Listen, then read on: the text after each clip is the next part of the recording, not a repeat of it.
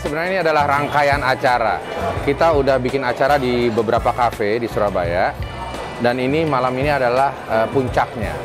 Di mana dari kafe-kafe yang kita datengin itu, kita memberikan workshop, saya berbagi pengetahuan dan pengalaman saya, dan tentunya di kafe itu saya melihat apa kelebihan-kelebihan dari kafe tersebut. Nah, malam inilah saya akan memberikan award buat kafe tersebut. Jadi bukan juara-juara, bukan kontes. Jadi misalnya kafe A kelebihannya adalah di bidang ini, di hal ini, di hal itu. Jadi sebenarnya itu. Tapi intinya adalah bahwa kita ingin pengusaha-pengusaha kafe ini bisa lebih sustainable, bisa lebih bertahan, bisa berkembang. Jadi bagaimana caranya, itulah yang kita bicarakan kemarin di tempat mereka. Wah, potensinya tentunya bagus sekali. Bahwa kreativitas dari teman-teman di Surabaya cukup baik. Tapi lagi-lagi saya ingatkan bahwa bisnis ini, F&B dan mungkin bisnis apapun juga butuh fundamental. Jadi jangan hanya berpikir buka hari ini menjalankan bisnis tersebut, tapi berpikirlah untuk berkembang. Berpikirlah untuk bagaimana ini bisa bertahan, bersaing untuk jangka yang panjang gitu. Jadi yang saya ini kan adalah mengenai fundamental dari bisnis ini. Saat ini kita nggak bisa pungkiri banyak sekali pemain-pemain dari Jakarta masuk ke Surabaya dan mereka mengambil market share yang cukup besar.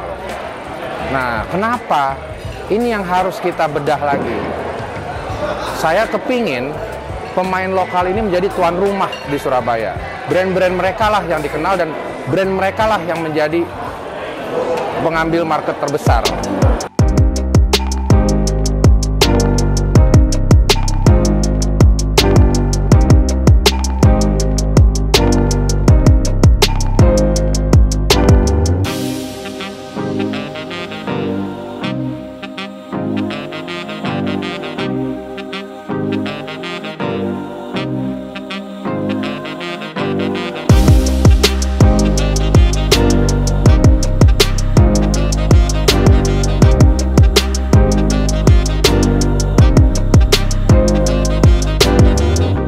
Kita lihat sebenarnya kalau kita bicara potensi dengan jumlah penduduk yang hampir 4 juta lebih, kota Surabaya itu sebenarnya menjadi destinasi juga, Mas. Jadi saya sebagai ketua asosiasi sampai sekarang sudah hampir 13 tahun, melihat bahwa apa yang dilakukan oleh Mas Yoki dengan Yoki Talkie Goes to Cafe ini adalah sesuatu terobosan yang sebenarnya untuk mendekatkan seseorang yang punya passion, seseorang yang punya passion, yang sudah berkecimpung sampai 30 tahun di bisnis F&B untuk berbagi.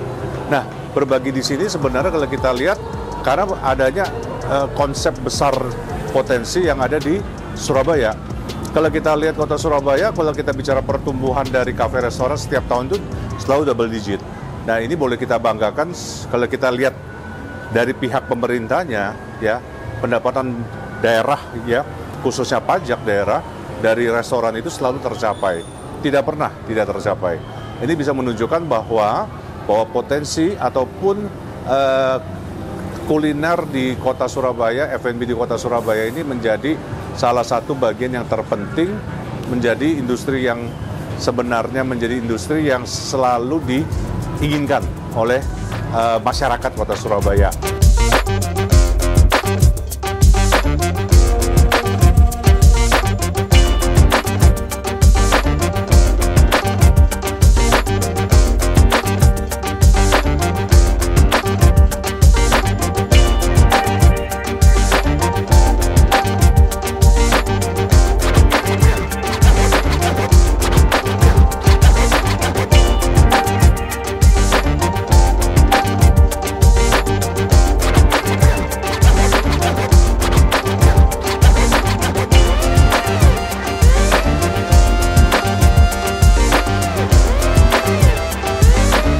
Ini kan kebetulan dari Pak Yoki dapat penghargaan Best Quality dari Pak Yoki ketika Goes Cafe.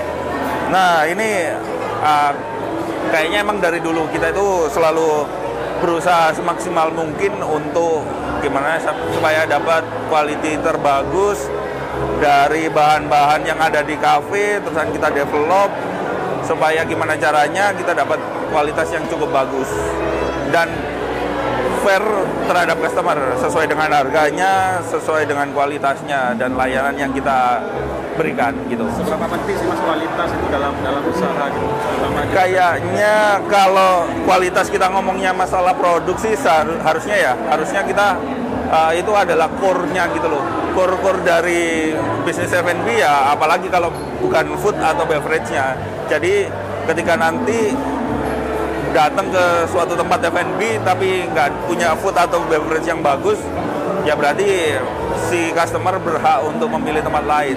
Tapi itu juga kembali lagi kalau masalah seperti itu taste kan masalah kesukaan. Jadi kalau masalah kesukaan, setiap orang itu punya sukanya masing-masing.